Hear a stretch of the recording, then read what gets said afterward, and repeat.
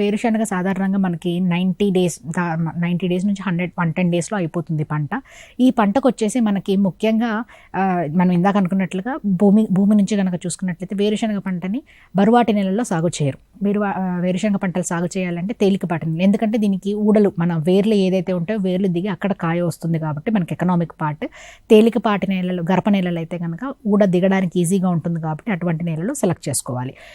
రైతు తన ప్రిఫరెన్స్ని బట్టి మనకి రకరకాల వేరుశనగ వెరైటీస్ అవైలబుల్గా ఉన్నాయి, దాన్ని బట్టి రైతు వెరైటీని సెలెక్ట్ చేసుకుంటారు.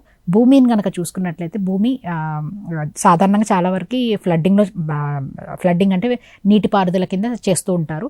లేదు అంటే ఈ మధ్య కాలంలో ఉమ్మడి మహబూబ్ నగర్ జిల్లా, వరంగల్, ఖమ్మం ఇటుపక్క చాలా జిల్లాలో కనుక చూసుకున్నట్లయితే ఎక్కువ శాతం ఈ వేరుశనగని తుంపర సేద్యం, డ్రిప్ పద్ధతిలో, బిందు సేద్య పద్ధతిలో సాగు చేస్తున్నారు.